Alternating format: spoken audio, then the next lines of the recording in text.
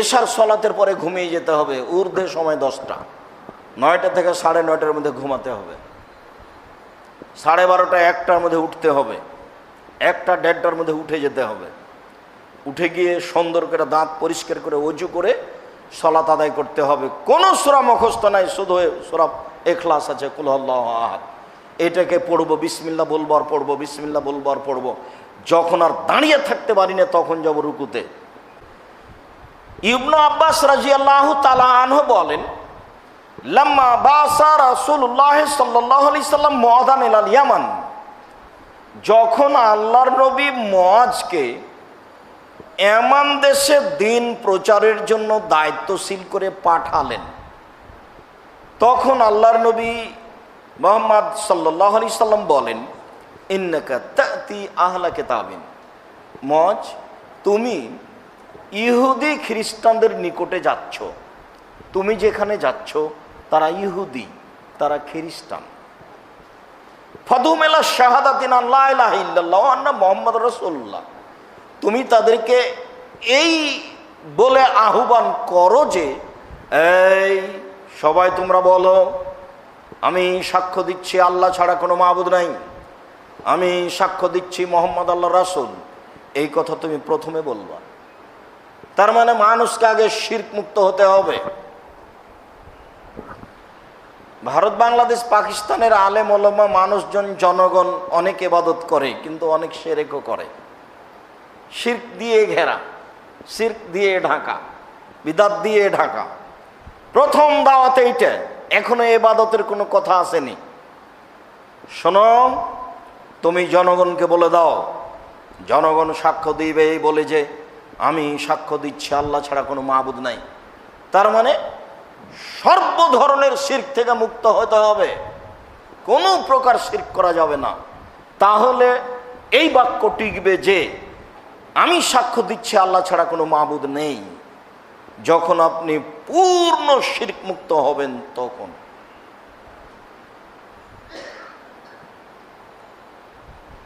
তুমি বলে দাও, মানুষ বলবে আমি সাক্ষ্য দিচ্ছি মোহাম্মদ আল্লাহ রাসূল।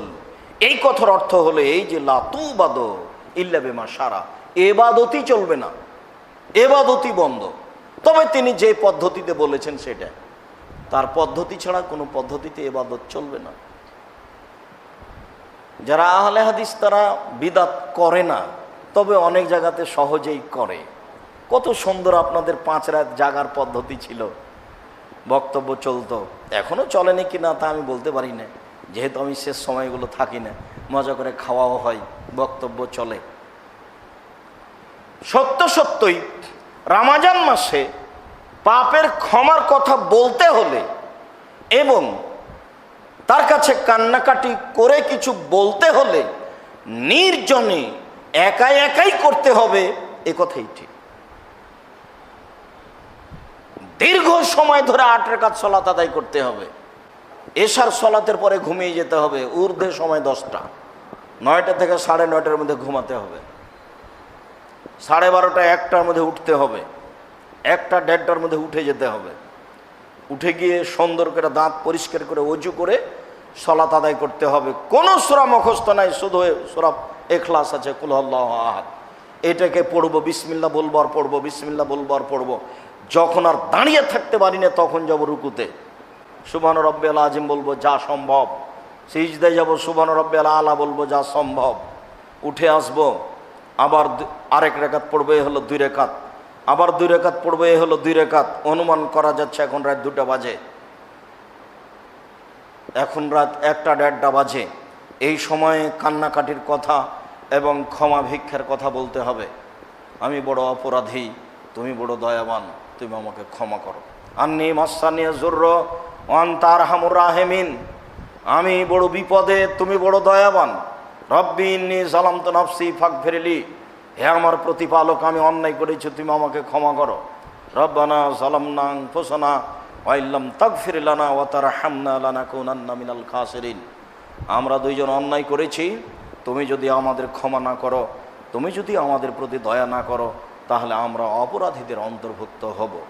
নিজের ভাষায় বলবেন আমাকে ক্ষমা করো, আমি বড় পাপী, জীবনে কত কি করলাম, পুরো জীবনটা দেখি পাপে ভরা, অন্যায় ভরা, তুমি আমাকে মাফ করো, এইভাবে বলার গতি আস্তে আস্তে আস্তে আস্তে দেখবেন চোখের পানি ঝরঝর ঝরঝর করে ঝরছে।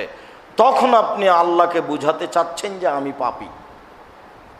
আপনি এমনি বললেন আর হয়ে গেল। ফায়দা ফারাগতা ফানসাব ওয়াইলা রাব্বিকা ফারগাব। মুহাম্মদ সাল্লাল্লাহু আলাইহি সাল্লাম, আপনি যখন দুনিয়াবি কাজ থেকে অবসর হবেন তখন আপনি কঠোর শ্রমে আত্মনিয়োগ করুন, আর আপনি আমাকে যা বলবেন তা বিনয়ের সাথে কান্নাকাটি করে বলুন। রাইফেলের গুলির মতো 20 রাকাত তারাবির সালাত আদায় করছেন, 10 রাকাতের পরে আবার হাই উঠিয়ে বলছেন আরো যে কত আছে। কোথায় কান্নাকাটি থাকলো? কান্নাকাটি ভিন্ন জিনিস, এইভাবে ইবাদত ভিন্ন জিনিস। সালাম ফিরার পরে হাত উঠি, দুটা কিছু বলার পরই বললো যে বেরহামাতা কি আর রাহমান রাহিমিন, তারপরে হাত মুছে উঠে গেল। সবাই বুঝলো এখন সুন্নাত পড়তে হবে। আশ্চর্য, ধর্ম ধর্ম পাগল হয়ে গেছে হুজুরের কাছে। আরে সালাম ফেরার পরে হুজুর একটু হাত উঠিয়ে দোয়া করলো, সবাই সাথ দিল, তারপর দোয়া শেষ হয়ে গেল 30 সেকেন্ডে 20 সেকেন্ডে। এখন সব মুসল্লি বুঝলো যে এখন সুন্নাত পড়তে হবে, লাভ দিয়ে সুন্নাত পড়তে লাগলো। ধর্ম কি আসলে এরকম? ধর্ম কি কোথাও ধার করতে যেতে হবে? সবার বাড়িতে ধর্ম জাজল্য আছে বাংলা ভাষায়। বুখারী আছে, মুসলিম আছে, আবু দাউদ আছে, তিরমিজি আছে, ইবনে মাজাহ আছে, আরো অন্যান্য গ্রন্থ আছে, রিয়াজুস সালিহিন আছে। সবাই নিজে নিজে নিজ কর্ম দেখতে পারে। সম্মানিত দিনী ভাই বোন, আলেম ওলামার উপরে দোষ দিয়ে দিন রাত কাটিয়ে দিয়ে বিচার আমার টিকে যাবে না, এ কথাই ঠিক। আমি সাক্ষ্য দিচ্ছি মুহাম্মদ সাল্লাল্লাহু আলাইহি ওয়াসাল্লাম আল্লাহর রাসূল। এ কথার অর্থ হলো ইবাদতই চলবে না। রমজানের শেষের 5 রাত বক্তব্য দিয়ে এইভাবে গল্প করে খাওয়া খেয়ে দে ইবাদত করার নামে ইবাদত নয়, ভুল হিসাব। এজা দাখালা আসরুল আওয়াখির, যখন রমজানের শেষ দশক আসতো, সাদ্দাম ইজারাহু, তিনি তার লুঙ্গি গুটিয়ে নিতেন। ওয়াই কাজা আহলাহু, তিনি তার পরিবারকে জাগাতেন। তার মানে সপরিবারে সারা রাত জীবন বাজি রেখে চেষ্টা করবে, তার তিনি প্রস্তুতি নিয়েছেন। তার নাম ইবাদত। বুঝলাম না কিভাবে কিভাবে বক্তব্যের মাধ্যমে পার হয়ে গেল, তার নাম নাকি ইবাদত। 10 জন 5 জন মিলে গল্প করে রাত পার হয়ে গেল, তার নাম নাকি ইবাদত। আয়েশা রাদিয়াল্লাহু তাআলা আনহাকে জিজ্ঞাসা করা হলো রমজানের তার সালাত কেমন ছিল। উত্তরে তিনি বললেন রমজান এবং রমজান ছাড়াই তিনি 11 রাকাতের বেশি সালাত আদায় করতেন না। জিজ্ঞাসা করো না তা ছিল কত সুন্দর, জিজ্ঞাসা করো না তা ছিল কত লম্বা। সব হাদিস বুখারী মুসলিমের বাক্য। এইভাবে আজও পড়ে আছে জাজল্য মানুষের কাছে, মানুষ তার দাম দেওয়া প্রয়োজন মনে করে না। সম্মানিত মসজিদের মুসল্লি, বলছিলাম রাসূল সাল্লাল্লাহু আলাইহি সাল্লাম বললেন, বলে দিও আমি সাক্ষ্য দিচ্ছি আল্লাহ ছাড়া কোনো মাবুদ নাই, মানে শিরক মুক্ত হতে হবে। আমি সাক্ষ্য দিচ্ছি মুহাম্মদ আল্লাহ রাসূল, মানে ইবাদত একমাত্র তার পদ্ধতিতে হতে হবে, কোনো ইবাদতই নাই। যেটুকু করব সেটুকু তার পদ্ধতিতে হতে হবে, এটাই চূড়ান্ত। আপনি এখন মকসিদুল মুমিন খুলে দেখেন কত ধরনের দুরুদ আছে, দুরুদে হাজারিয়ার কত যে দুরুদ আছে। কিভাবে যে আরবি বানালেন উনি, বা কার থেকে যে নকল করলেন আল্লাহই ভালো জানে। হিসেবের বাহিরে মানুষ ভাবতেই পারে না মানুষ ধর্মের নামে এত কিছু বানাতে পারে। ফাইনু মাতাউলে দালেক, তারা যদি তোমার এই কথা মেনে নাই তাহলে তুমি তাদেরকে বলে দিও ইন্নাল্লাহ কাদ ফারাজা আলাইহিম খামসা সালাওয়াতিন ফিল লাইলি ইয়াল, 24 ঘন্টায় তাদের প্রতি 5 ওয়াক্ত সালাত ফরজ করা হয়েছে। সালাত আদায় করতে হবে। 1 নম্বর সাক্ষী, 2 নম্বর হলো সালাত। যদি তারা সাক্ষী মেনে নাই তাহলে তাদেরকে বলবো এখন সালাত। তাহলে এটা হলো দাওয়াতের পদ্ধতি। দাওয়াত তাওহীদের দিতে হবে। তাওহীদ মানুষ মেনে নিলে মানুষকে সালাতের কথা বলতে হবে। ফাইনু মাতাউলে দালিক, তারা যদি সালাত মেনে নেয় ফালিমুহুম, এবার তাহলে তুমি তাদের বলে দাও ইন্নাল্লাহ কাদ ফারাজা আলাইহিম সাদাকাতান তুখাযু মিন আগনিহিম ওয়া তুরাদ্দু আলা ফুকারাহিম, যারা ধনী তাদের উপরে যাকাত ফরজ করা হয়েছে, তাদের নিকট থেকে অর্থ সম্পদ যাকাত হিসেবে উঠিয়ে দরিদ্রদের মাঝে, ফকির মিসকিনের মাঝে বন্টন করে দিতে হবে। এটা জরুরি আদেশ। সম্মানিত মসজিদের মুসল্লি, দ্বীনি মুসলিম ভাই বোন, বলছিলাম কোরআন এবং হাদিস পড়ে যাকাত ফরজ। সংক্ষিপ্ত বিবরণে বুঝলাম যাকাত ফরজ, যাকাত দিতেই হবে।